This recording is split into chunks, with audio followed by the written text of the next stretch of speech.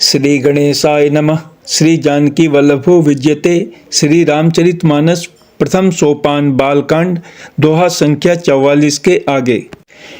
इसी प्रकार माघ के महीने भर स्नान करते हैं और फिर सब अपने अपने आश्रमों को चले जाते हैं।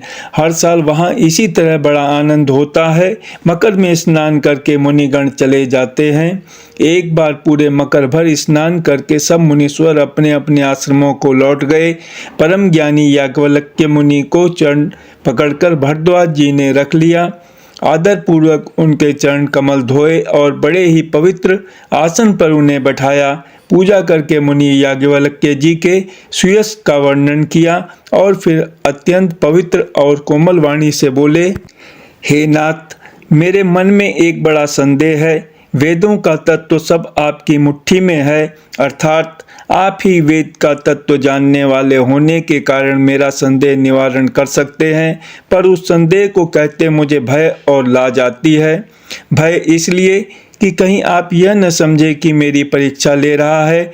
लाज इसलिए कि इतनी आयु बीत गई, अब तक ज्ञान न हुआ, और यदि नहीं कहता तो बड़ी हानि होती है, क्योंकि अज्ञानी बना रहता हूँ। हे प्रभु, संत लोग ऐसी नीति कहते हैं और वेद पुराण तथा मुनिजन भी यही बतलाते हैं कि गुरु के साथ छिपाव करने से हृदय में निर्मल ज्ञान नहीं होता। यही सोचकर मैं अपना अज्ञान प्रकट करता हूँ। हे नाथ, सेवक पर कृपा करके इस अज्ञान का नाश कीजिए। संतों, पुराणों और उपनिषदों ने राम नाम के असीम प्रभाव का गान किया है। कल्याण स्वरूप ज्ञान और गुणों की राशि अविनाशी भगवान शंभु निरंतर राम नाम का जप करते रहते हैं। संसार में 4 जाति के जीव हैं। काशी में मरने से सभी परम पद को प्राप्त करते हैं।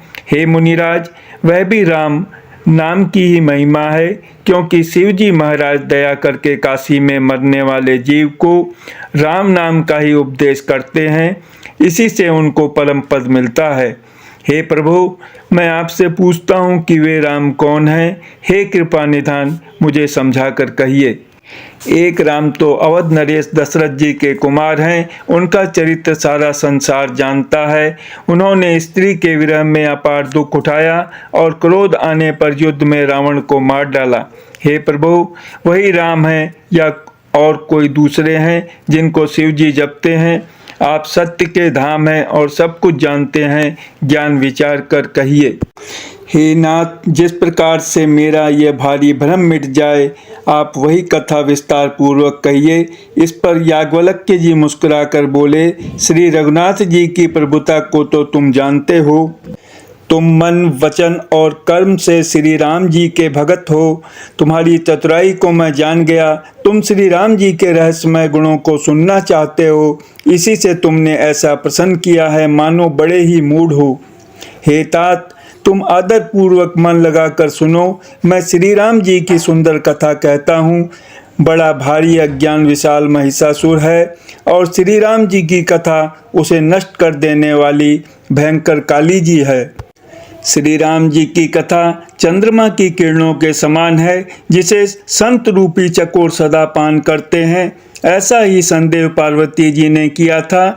तब महादेव जी ने विस्तार से उसका उत्तर दिया था। अब मैं अपनी बुद्धि के अनुसार वही उमा और शिव जी का संवाद कहता हूँ। वह जिस समय और जिस हेतु से हुआ, उसे हे मुनि तुम सुनो, तुम्हारा विषाद मिट जाएगा। एक बार त्रेता युग में शिव जी अगस्त ऋषि के पास गए। उनके साथ जगजननी भवानी सती जी भी थीं। ऋषि ने संपूर्ण जगत के ईश्वर जानकर उनका पूजन किया। मुनिवर, अगस्त जी ने राम कथा विस्तार से कही, जिसको महेश्वर ने परम सुख मानकर सुना।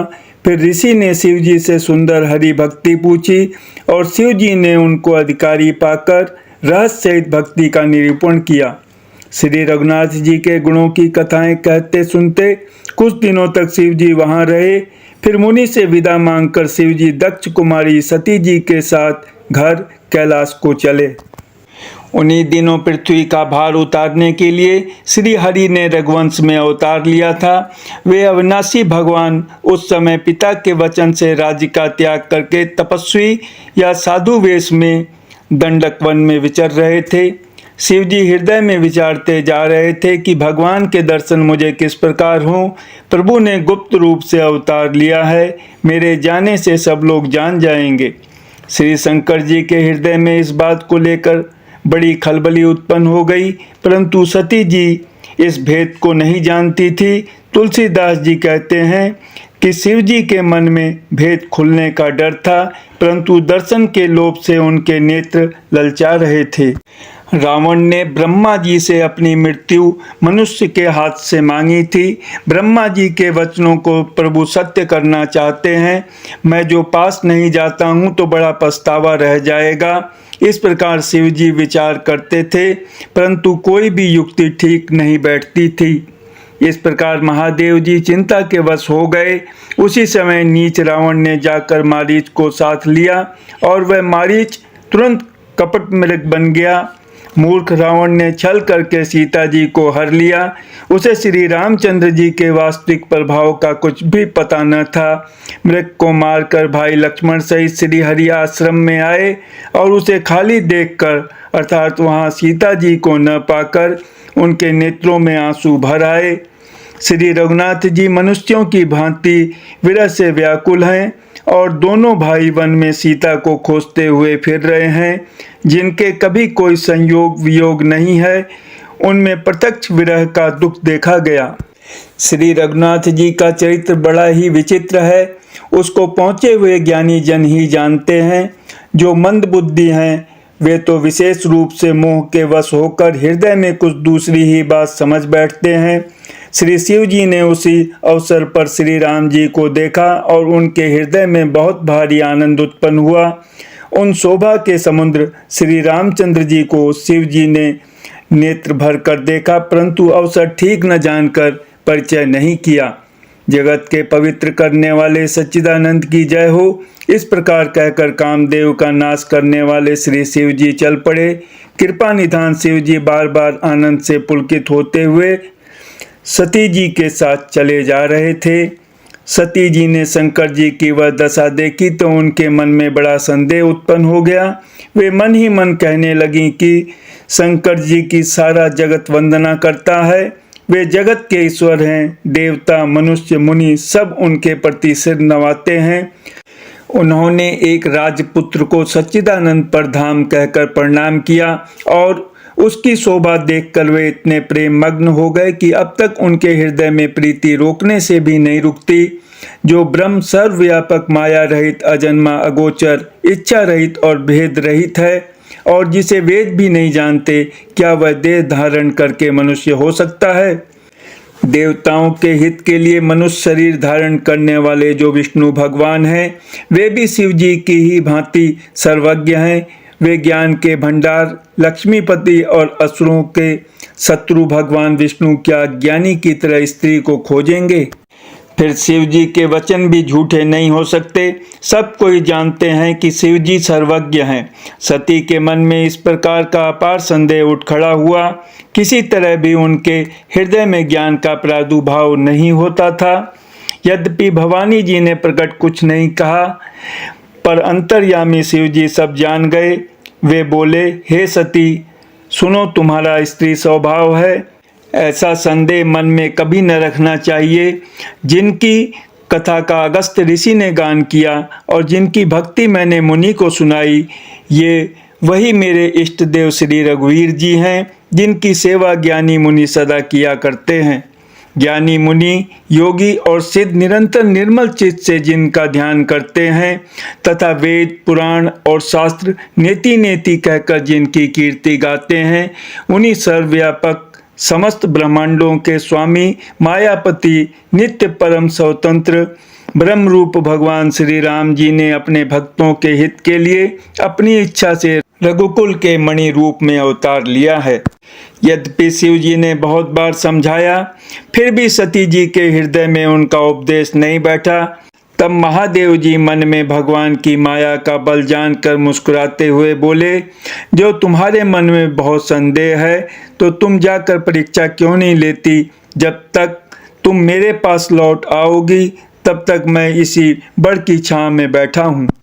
जिस प्रकार तुम्हारा यह अज्ञान जनित भारी भ्रम दूर हो, भली भांति विवेक के द्वारा सोच समझकर तुम वही करना। शिव जी की आज्ञा पाकर सती चली और मन में सोचने लगी कि भाई क्या करूं, कैसे परीक्षा लूं। इधर शिव जी ने मन में ऐसा अनुमान किया कि दक्ष कन्या सती का कल्याण नहीं है। जब मेरे समझाने से भी संदेह दूर नहीं होता, तब मालूम होता है विधाता ही उल्टे हैं, अब सती का कुशल नहीं है। जो कुछ राम ने रच रखा है वही होगा, तर्क करके कौन शाखा विस्तार बढ़ावे। मन में ऐसा कहकर शिव जी भगवान श्री हरि का नाम जपने लगे और सती जी वहां गईं जहां सुख के धाम प्रभु श्री रामचंद्र जी थे। सती बार बार मन में विचार कर सीता जी का रूप धारण करके उस मार्ग की ओर आगे होकर चली जिससे सती जी के विचारानुसार मनुष्यों के राजा रामचंद्र जी आ रहे थे। सती जी के बनावटी वेश को देखकर लक्ष्मण जी चकित हो गए और उनके हृदय में बड़ा भ्रम हो गया। वे बहुत गंभीर हो गए, कुछ कह नहीं सके। धीर बुद्धि लक्ष्मण प्रभु रघुनाथ जी के प्रभाव को जानते थे। सब कुछ देखने वाले और सबके हृदय की जानने वाले देवताओं के स्वामी श्री रामचंद्र जी सती के कपट को जान गए। जिनके स्मरण मात्र से अज्ञान का नाश हो जाता है वही सर्वज्ञ भगवान श्री रामचंद्र जी हैं। स्त्री स्वभाव का असर तो देखो कि वहाँ उन सर्वज्ञ भगवान के सामने भी सती जी छिपाव करना चाहती हैं। अपनी माया के बल को हृदय में बखान कर श्री रामचंद्र जी हंसकर कोमल वाणी से बोले। पहले प्रभु ने हाथ जोड़कर सती को प्रणाम किया और पिता सहित अपना नाम बताया। फिर कहा कि वृषकेतु शिव जी कहाँ हैं? आप यहाँ वन में अकेली किस लिए फिर रही हैं? श्री रामचंद्र जी के कोमल और रहस्य भरे वचन सुनकर सती जी को बड़ा संकोच हुआ। वे डरती हुई चुपचाप शिव जी के पास चली। उनके हृदय में बड़ी चिंता हो गई कि मैंने शंकर जी का कहना न माना और अपने अज्ञान का श्री रामचंद्र जी पर आरोप किया। अब जाकर मैं शिव जी को क्या उत्तर दूंगी। यूँ सोचते सोचते सती जी के हृदय में अत्यंत भयानक जलन पैदा हो गई। श्री रामचंद्र जी ने जान लिया कि सती जी को दुख हुआ। तब उन्होंने अपना कुछ प्रभाव प्रकट करके उन्हें दिखलाया। सती जी ने मार्ग में जाते हुए ये कौतुक देखा कि श्री रामचंद्र जी सीता जी और लक्ष्मण जी सहित आगे चले जा रहे हैं। इस अवसर पर सीता जी को इसलिए दिखाया कि सती जी श्री राम के सच्चिदानंदमय रूप को देखें, वियोग और दुख की कल्पना जो उन्हें हुई थी वह दूर हो जाए तथा वे प्रकृतिस्थ हो। तब उन्होंने पीछे की ओर फिर कर देखा तो वहां भी भाई लक्ष्मण जी और सीता जी के साथ श्री रामचंद्र जी सुंदर वेश में दिखाई दिए। वे जिधर देखती हैं उधर ही प्रभु श्री रामचंद्र जी विराजमान हैं और सुचतुर सिद्ध मुनीश्वर उनकी सेवा कर रहे हैं। सती जी ने अनेक शिव, ब्रह्मा और विष्णु देखे जो एक से एक बढ़कर असीम प्रभाव वाले थे। उन्होंने देखा कि भांति भांति के वेश धारण किए सभी देवता श्री रामचंद्र जी की चरण वंदना और सेवा कर रहे हैं। उन्होंने अनगणित अनुपम सती, ब्रह्माणी और लक्ष्मी देखी। जिस जिस रूप में ब्रह्मा आदि देवता थे उसी के अनुकूल रूप में उनकी ये सब शक्तियां भी थी। सती जी ने जहाँ तहाँ जितने रघुनाथ जी देखे शक्तियों सहित वहाँ उतने ही सारे देवताओं को भी देखा। संसार में जो चराचर जीव हैं वे भी अनेक प्रकार के सब देखे। उन्होंने देखा कि अनेकों वेश धारण करके देवता प्रभु श्री रामचंद्र जी की पूजा कर रहे हैं, परंतु श्री रामचंद्र जी का दूसरा रूप कहीं नहीं देखा। सीता सहित श्री रघुनाथ जी बहुत से देखे परंतु उनके वेश अनेक नहीं थे। सब जगह वही रघुनाथ जी, वही लक्ष्मण और वही सीता जी। सती ऐसा देखकर बहुत ही डर गईं। उनका हृदय कांपने लगा और देह की सारी सुध बुझ जाती रही। वे आंख मूंद कर मार्ग में बैठ गईं। फिर आंख खोल कर देखा तो वहाँ दक्ष कुमारी सती जी को कुछ भी न दिख पड़ा।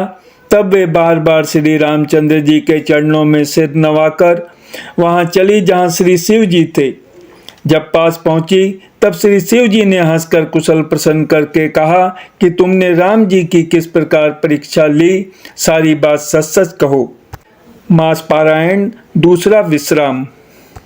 सती जी ने श्री रघुनाथ जी के प्रभाव को समझकर डर के मारे शिव जी से छिपाव किया और कहा, हे स्वामिन, मैंने कुछ भी परीक्षा नहीं ली, वहां जाकर आपकी ही तरह प्रणाम किया। आपने जो कहा वह झूठ नहीं हो सकता, मेरे मन में यह बड़ा पूरा विश्वास है। तब शिव जी ने ध्यान करके देखा और सती जी ने जो चरित्र किया था सब जान लिया। फिर श्री रामचंद्र जी की माया को सरनवाया, जिसने प्रेरणा करके सती के मुंह से भी झूठ कहला दिया। सुजान शिव जी ने मन में विचार किया कि हरि की इच्छा रूपी भावी प्रबल है। सती जी ने सीता जी का वेश धारण किया। यह जानकर शिव जी के हृदय में बड़ा विषाद हुआ। उन्होंने सोचा कि यदि मैं अब सती से प्रीति करता हूँ तो भक्ति मार्ग लुप्त हो जाता है और बड़ा अन्याय होता है। सती परम पवित्र है, इसलिए इन्हें छोड़ते भी नहीं बनता और प्रेम करने में बड़ा पाप है। प्रकट करके महादेव जी कुछ भी नहीं कहते, परंतु उनके हृदय में बड़ा संताप है। तब शिव जी ने प्रभु श्री रामचंद्र जी के चरण कमलों में सर नवाया और श्री राम जी का स्मरण करते ही उनके मन में यह आया कि सती के इस शरीर से मेरी पति पत्नी के रूप में भेंट नहीं हो सकती। और शिव जी ने अपने मन में यह संकल्प कर लिया। स्थिर बुद्धि शंकर जी ऐसा विचार कर श्री रघुनाथ जी का स्मरण करते हुए अपने घर कैलाश को चले। चलते समय सुंदर आकाशवाणी हुई कि हे महेश, आपकी जय हो। आपने भक्ति की, अच्छी दृढ़ता की। आपको छोड़कर दूसरा कौन ऐसी प्रतिज्ञा कर सकता है। आप श्री रामचंद्र जी के भक्त हैं, समर्थ हैं और भगवान हैं। इस आकाशवाणी को सुनकर सती जी के मन में चिंता हुई और उन्होंने सकुचाते हुए शिव जी से पूछा, हे कृपालु, कहिए आपने कौन सी प्रतिज्ञा की है। हे प्रभु, आप सत्य के धाम और दीन दयालु हैं। यद्यपि सती जी ने बहुत प्रकार से पूछा, परंतु त्रिपुरारी शिव जी ने कुछ न कहा। सती जी ने हृदय में अनुमान किया कि सर्वज्ञ शिव जी सब जान गए। मैंने शिव जी से कपट किया। स्त्री स्वभाव से ही मूर्ख और बेसमझ होती है। प्रीति की सुंदर रीति देखिए कि जल भी दूध के साथ मिलकर दूध के समान भाव बिकता है, परंतु फिर कपट रूपी खटाई पड़ते ही पानी अलग हो जाता है, दूध फट जाता है और स्वाद प्रेम जाता रहता है। अपनी करनी को याद करके सती जी के हृदय में इतना सोच है और इतनी अपार चिंता है कि जिसका वर्णन नहीं किया जा सकता। उन्होंने समझ लिया कि शिव जी कृपा के परम अथाह सागर हैं। इससे प्रकट में उन्होंने मेरा अपराध नहीं कहा। शिव जी का रुख देखकर सती जी ने जान लिया कि स्वामी ने मेरा त्याग कर दिया और वे हृदय में व्याकुल हो उठी। अपना पाप समझकर कुछ कहते नहीं बनता, परंतु हृदय भीतर ही भीतर कुम्हार के आवे के समान अत्यंत जलने लगा। बृहस्पति शिव जी ने सती को चिंता युक्त जानकर उन्हें सुख देने के लिए सुंदर कथाएं कही। इस प्रकार मार्ग में विविध प्रकार के इतिहासों को कहते हुए विश्वनाथ कैलाश जा पहुंचे। वहां फिर शिव जी अपनी प्रतिज्ञा को याद करके बढ़ के पेड़ के नीचे पद्मासन लगाकर बैठ गए। शिव जी ने अपना स्वाभाविक रूप संभाला। उनकी अखंड और अपार समाधि लग गई। तब सती जी कैलाश पर रहने लगीं। उनके मन में बड़ा दुख था। इस रहस्य को कोई कुछ भी नहीं जानता था। उनका एक एक दिन युग के समान बीत रहा था। सती जी के हृदय में नित्य नया और भारी सोच हो रहा था कि मैं इस दुख समुद्र के पार कब जाऊंगी।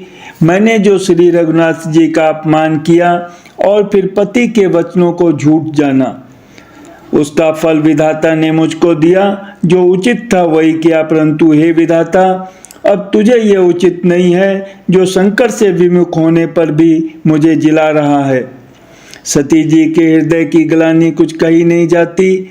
बुद्धिमती सती जी ने मन में श्री रामचंद्र जी का स्मरण किया और कहा, हे प्रभु, यदि आप दीन दयालु कहलाते हैं और वेदों ने आपका यह यश गाया है कि आप दुख को हरने वाले हैं, तो मैं हाथ जोड़कर विनती करती हूँ कि मेरी यह देह जल्दी छूट जाए।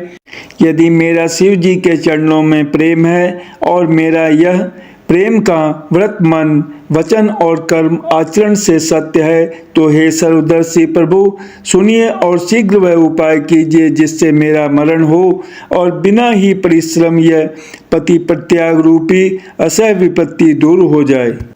दक्ष सुता सती जी इस प्रकार बहुत दुखित थीं। उनको इतना दारुण दुख था कि जिसका वर्णन नहीं किया जा सकता।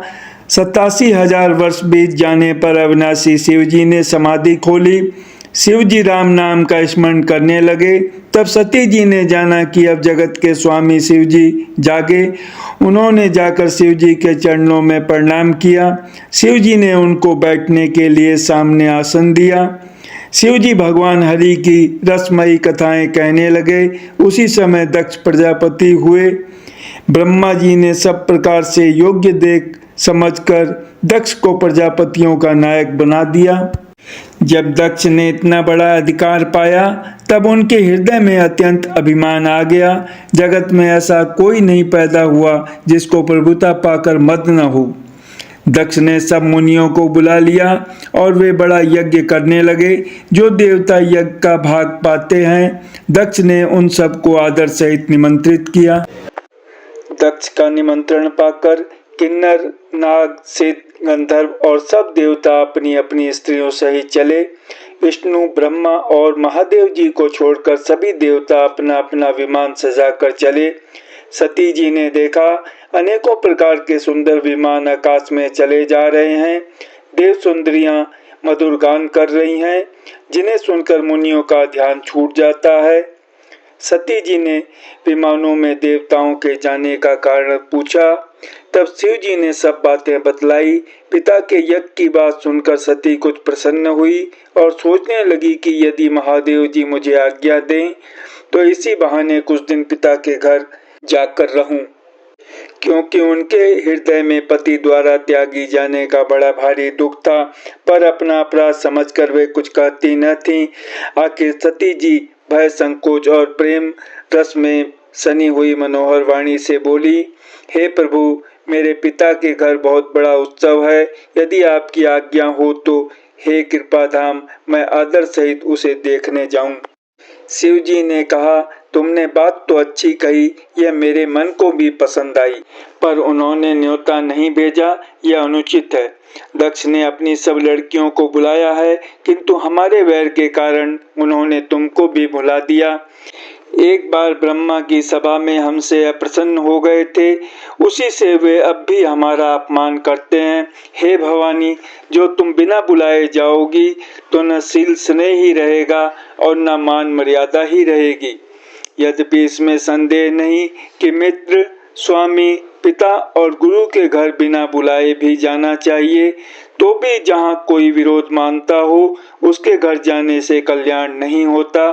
शिव जी ने बहुत प्रकार से समझाया, पर होनहारवश सती के हृदय में बोध नहीं हुआ। फिर शिव जी ने कहा कि यदि बिना बुलाए जाओगी तो हमारी समझ में अच्छी बात न होगी। शिव जी ने बहुत प्रकार से कहकर देख लिया, किंतु जब सती किसी प्रकार भी नहीं रुकी, तब त्रिपुरारी महादेव जी ने अपने मुख्य गणों को साथ देकर उनको विदा कर दिया। भवानी जब पिता दक्ष के घर पहुंची, तब दक्ष के डर के मारे किसी ने उनकी आवभगत नहीं की। केवल एक माता भले ही आदर से मिली, बहनें बहुत मुस्कुराती हुई मिली। दक्ष ने तो उनकी कुछ कुशल तक नहीं पूछी। सती जी को देखकर उल्टे उनके सारे अंग जल उठे। तब सती जी ने जाकर यज्ञ देखा तो वहां कहीं शिव जी का भाग दिखाई नहीं दिया। तब शिव जी ने जो कहा था वह उनकी समझ में आया। स्वामी का अपमान समझकर सती का हृदय जल उठा। पिछला पति प्रत्याग का दुख उनके हृदय में उतना नहीं व्यापा था जितना महान दुख इस समय पति अपमान के कारण हुआ। यद्यपि जगत में अनेक प्रकार के दारुण दुख हैं, तथापि जाति अपमान सबसे बढ़कर कठिन है। यह समझकर सती जी को बड़ा क्रोध हो आया। माता ने उन्हें बहुत प्रकार से समझाया बुझाया, परंतु उनसे शिव जी का अपमान सहा नहीं गया। इससे उनके हृदय में कुछ भी प्रबोध नहीं हुआ। तब वे सारी सभा को हठपूर्वक डांटकर क्रोध भरे वचन बोली, हे सभासदों और सब मुनीश्वरों, सुनो, जिन लोगों ने यहाँ शिव जी की निंदा की या सुनी है, उन सबको उसका फल तुरंत ही मिलेगा और मेरे पिता दक्ष भी भली भांति पछताएंगे। जहाँ संत शिवजी और लक्ष्मीपति श्री भगवान की निंदा सुनी जाए, वहाँ ऐसी मर्यादा है कि यदि अपना वश चले तो उस निंदा करने वाले की जीभ काट ले और नहीं तो कान मूंद कर वहाँ से भाग जाए। त्रिपुर दैत्य को मारने वाले भगवान महेश्वर संपूर्ण जगत के आत्मा हैं। वे जगत पिता और सबका हित करने वाले हैं। मेरा मंद बुद्धि पिता उनकी निंदा करता है और मेरा यह शरीर दक्ष ही के वीर्य से उत्पन्न है। इसलिए चंद्रमा को ललाट पर धारण करने वाले वृषकेतु शिव जी को हृदय में धारण करके मैं इस शरीर को तुरंत ही त्याग दूंगी। ऐसा कहकर सती जी ने योगाग्नि में अपना शरीर भस्म कर डाला। सारी यज्ञशाला में हाहाकार मच गया। सती का मरण सुनकर शिव जी के गण यज्ञ विध्वंस करने लगे। यज्ञ विध्वंस होते देखकर मुनीश्वर भृगु जी ने उसकी रक्षा की। ये सब समाचार शिव जी को मिले। तब उन्होंने क्रोध करके वीरभद्र को भेजा। उन्होंने वहां जाकर यज्ञ विध्वंस कर डाला और सब देवताओं को यथोचित फल दंड दिया। दक्ष की जगत प्रसिद्ध वही गति हुई जो शिवद्रोही की हुआ करती है। यह इतिहास सारा संसार जानता है, इसलिए मैंने संक्षेप में वर्णन किया। सती ने मरते समय भगवान हरि से यह वर मांगा कि मेरा जन्म जन्म में शिव जी के चरणों में अनुराग रहे। इसी कारण उन्होंने हिमाचल के घर जाकर पार्वती के शरीर से जन्म लिया। जब से उमा जी हिमाचल के घर जन्मी, तब से वहाँ सारी सिद्धियां और संपत्तियां छा गईं। मुनियों ने जहाँ तहाँ सुंदर आश्रम बना लिए और हिमाचल ने उनको उचित स्थान दिए। उस सुंदर पर्वत पर बहुत प्रकार के सब नए नए वृक्ष सदा पुष्प फल युक्त हो गए और वहाँ बहुत तरह की मणियों की खानें प्रकट हो गईं। सारी नदियों में पवित्र जल बहता है और पक्षी पशु भ्रमर सभी सुखी रहते हैं। सब जीवों ने अपना स्वाभाविक वैर छोड़ दिया और पर्वत पर सभी परस्पर प्रेम करते हैं। पार्वती जी के घर आ जाने से पर्वत ऐसा शोभायान हो रहा है जैसा राम भक्ति को पाकर भक्त शोभायान होता है। उस पर्वत राज के घर नित्य नए नए मंगलोत्सव होते हैं, जिसका ब्रह्मादि यश गाते हैं। जब नारद जी ने ये सब समाचार सुने तो वे कौतुक ही से हिमाचल के घर पधारे। पर्वतराज ने उनका बड़ा आदर किया और चरण धोकर उनको उत्तम आसन दिया। फिर अपनी स्त्री सहित मुनि के चरणों में सिर नवाया और उनके चरणों तक को सारे घर में छिड़काया। हिमाचल ने अपने सौभाग्य का बहुत बखान किया और पुत्री को बुलाकर मुनि के चरणों पर डाल दिया और कहा, हे मुनिवर, आप त्रिकालज्ञ और सर्वज्ञ हैं।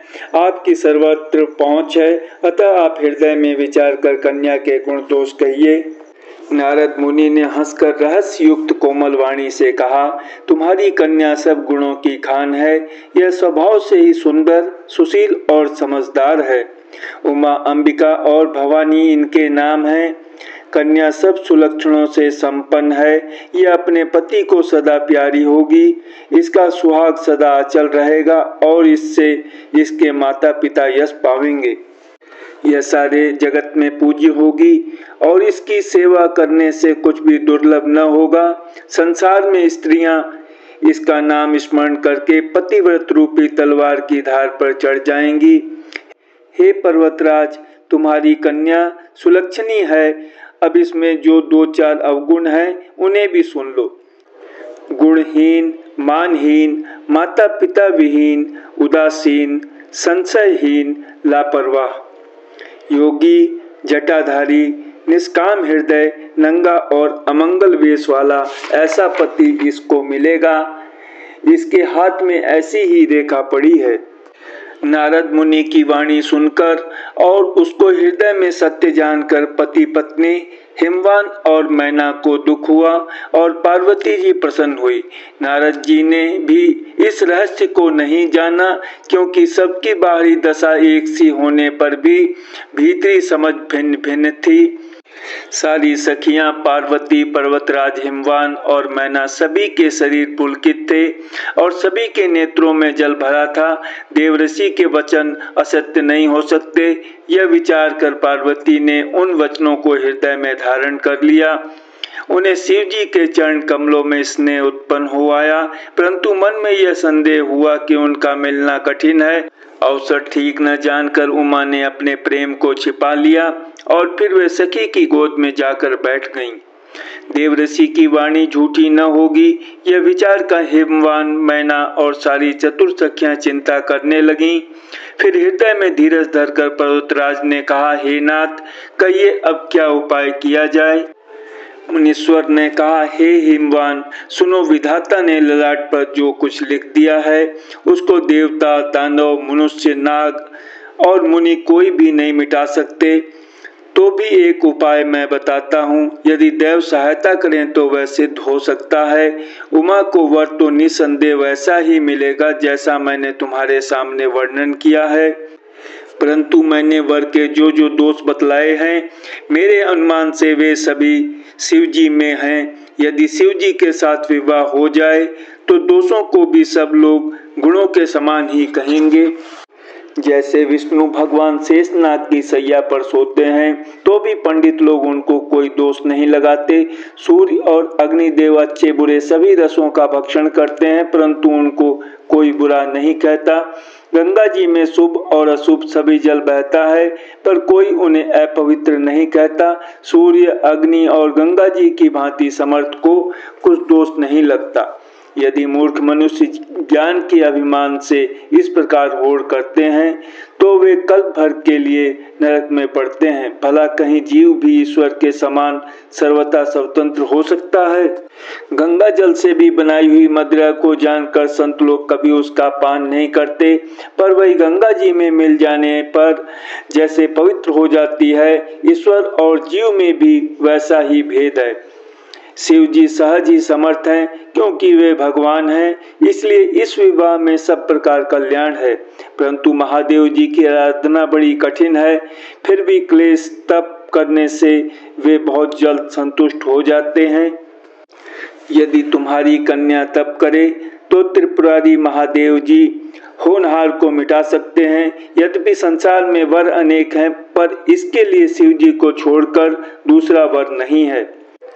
शिव जी वर देने वाले, शरणागतों के दुखों का नाश करने वाले, कृपा के समुद्र और सेवकों के मन को प्रसन्न करने वाले हैं। शिव जी की आराधना किए बिना करोड़ों योग और जप करने पर भी वांछित फल नहीं मिलता।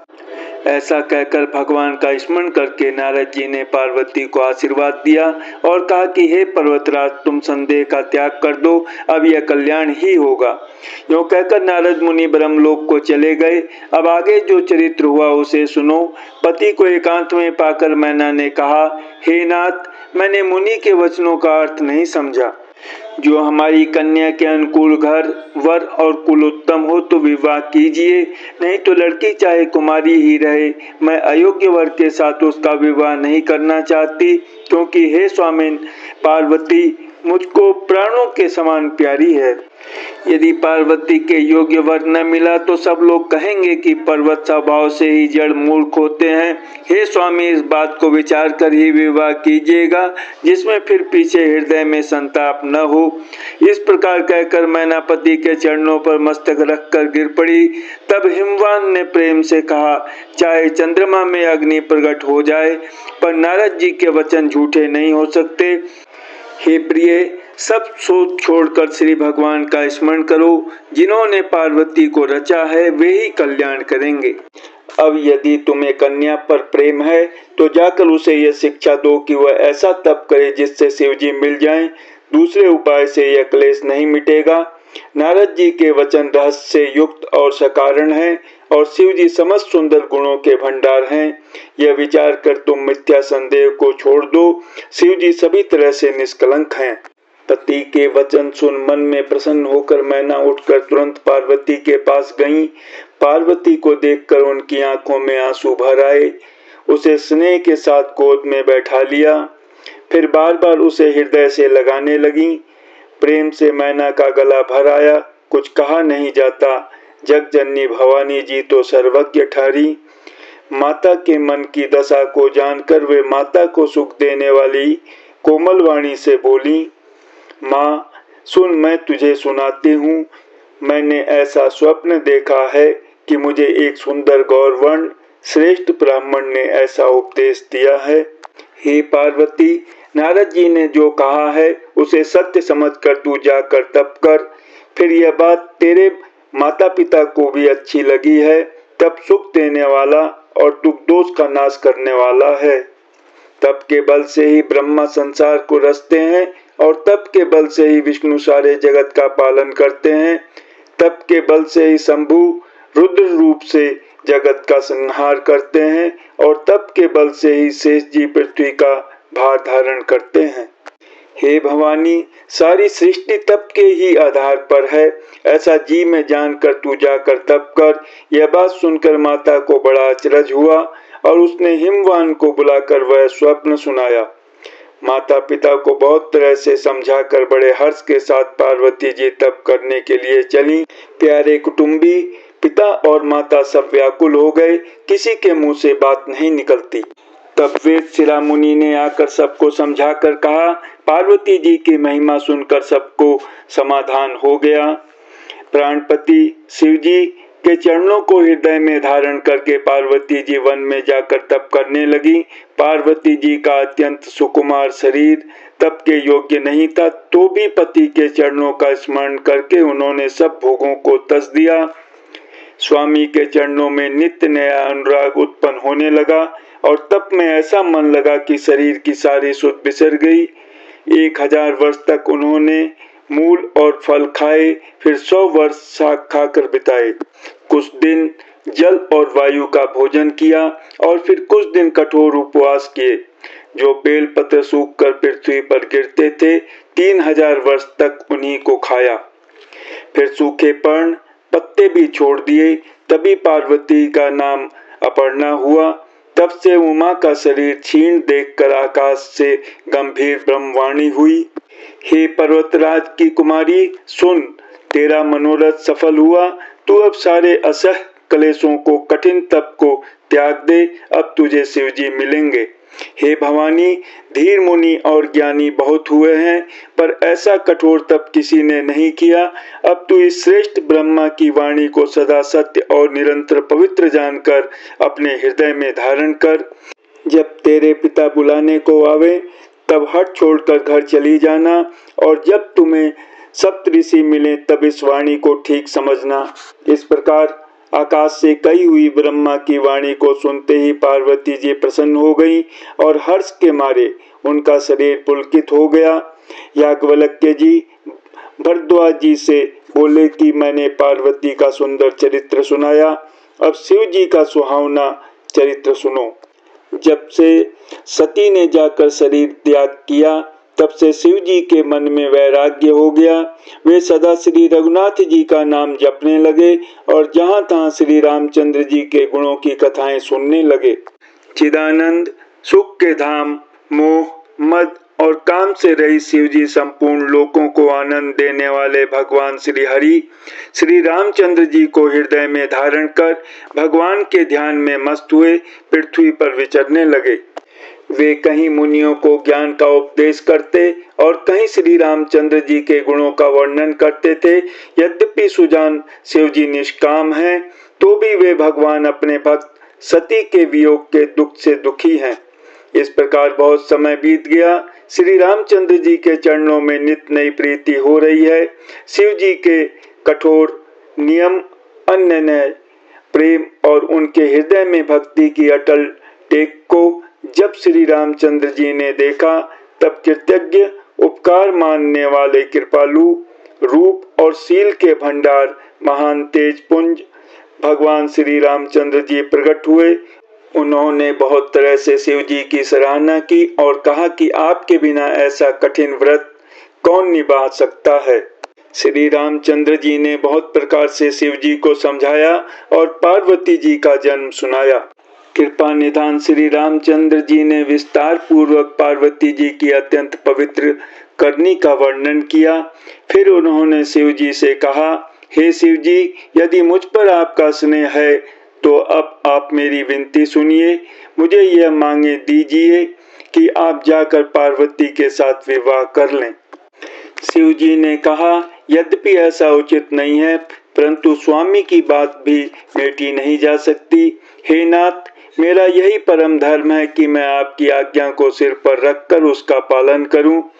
माता, पिता, गुरु और स्वामी की बात को बिना ही विचारे शुभ समझकर करना, मानना चाहिए। फिर आप तो सब प्रकार से मेरे परम हितकारी हैं। हे नाथ, आपकी आज्ञा मेरे सिर पर है। शिव जी की भक्ति, ज्ञान और धर्म से युक्त वचन रचना सुनकर प्रभु रामचंद्र जी संतुष्ट हो गए। प्रभु ने कहा, हे हर, आपकी प्रतिज्ञा पूरी हो गई। अब हमने जो कहा है उसे हृदय में रखना। इस प्रकार कहकर श्री रामचंद्र जी अंतर्धान हो गए।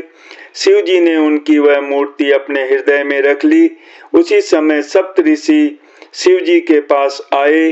प्रभु महादेव जी ने उनसे अत्यंत सुहावने वचन कहे। आप लोग पार्वती के पास जाकर उनके प्रेम की परीक्षा लीजिए और हिमाचल को कहकर उन्हें पार्वती को लिवा लाने के लिए भेजिए तथा पार्वती को घर भिजवाइए और उनके संदेह को दूर कीजिए। ऋषियों ने वहां जाकर पार्वती को कैसी देखा, मानो मूर्तिमान तपस्या ही हो। मुनि बोले, हे शैल कुमारी, सुनो, तुम किस लिए इतना कठोर तप कर रही हो? तुम किसकी आराधना करती हो और क्या चाहती हो? हमसे अपना सच्चा भेद क्यों नहीं कहती? पार्वती ने कहा, बात कहते मन बहुत सुख जाता है। आप लोग मेरी मूर्खता सुनकर हंसेंगे। मन ने हठ पकड़ लिया है, वह उपदेश नहीं सुनता और जल पर दीवार उठाना चाहता है। नारद जी ने जो कह दिया उसे सत्य जानकर मैं बिना ही पांख के उड़ना चाहती हूँ। हे मुनियों, आप मेरा ज्ञान तो देखिए कि मैं सदा शिव जी को ही पति बनाना चाहती हूँ। पार्वती जी की बात सुनते ही ऋषि लोग हंस पड़े और बोले, तुम्हारा शरीर पर्वत से ही तो उत्पन्न हुआ है। भला कहो तो नारद का उपदेश सुनकर आज तक किसी का घर बसा है? उन्होंने जाकर दक्ष के पुत्रों को उपदेश दिया था, जिससे उन्होंने फिर लौटकर घर का मुंह भी नहीं देखा। चित्रकेतु के घर को तो नारद ने ही चौपट किया। फिर यही हाल हिरण्यकश्यप का हुआ। जो स्त्री पुरुष नारद की सीख सुनते हैं वे घर बार छोड़कर अवश्य ही भिखारी हो जाते हैं। उनका मन तो कपटी है, शरीर पर सज्जनों के चिन्ह हैं। वे सभी को अपने समान बनाना चाहते हैं। उनके वचनों पर विश्वास मानकर तुम ऐसा पति चाहती हो जो स्वभाव से ही उदासीन, गुणहीन, निर्लज, बुरे वेश वाला, नर कपालों की माला पहनने वाला, कुलहीन, बिना घर बार का, नंगा और शरीर पर सांपों को लपेटे रखने वाला है। ऐसे वर के मिलने से कहो तुम्हें क्या सुख होगा? तुम उस ठग नारद के बहकावे में आकर खूब भूली। पहले पंचों के कहने से शिव ने सती से विवाह किया था, परंतु फिर उसे त्याग कर मरवा डाला। अब शिव को कोई चिंता नहीं रही, भीख मांगकर खा लेते हैं और सुख से सोते हैं। ऐसे स्वभाव से ही अकेले रहने वालों के घर भी भला क्या कभी स्त्रियां टिक सकती हैं? अब भी हमारा कहा मानो, हमने तुम्हारे लिए अच्छा वर विचारा है। वह बहुत ही सुंदर, पवित्र, सुखदायक और सुशील है, जिसका यश और लीला वेद गाते हैं। वह दोषों से रहित, सारे सद्गुणों की राशि, लक्ष्मी का स्वामी और वैकुंठपुरी का रहने वाला है। हम ऐसे वर को लाकर तुमसे मिला देंगे। यह सुनते ही पार्वती जी हंसकर बोली, आपने यह सत्य ही कहा है कि मेरा यह शरीर पर्वत से उत्पन्न हुआ है, इसलिए हट नहीं छूटेगा। शरीर भले ही छूट जाए, सोना भी पत्थर से ही उत्पन्न होता है, सो वह जलाए जाने पर भी अपने स्वभाव सुवर्ण को नहीं छोड़ता। अतः मैं नारद जी के वचनों को नहीं छोड़ूंगी, चाहे घर बसे या उजड़े। इससे मैं नहीं डरती। जिसको गुरु के वचनों में विश्वास नहीं है, उसको सुख और सिद्धि स्वप्न में भी सुगम नहीं होती। माना कि महादेव जी अवगुणों के भवन हैं और विष्णु समस्त सद्गुणों के धाम हैं, पर जिसका मन जिसमें रम गया उसको तो उसी से काम है। जय श्री राम।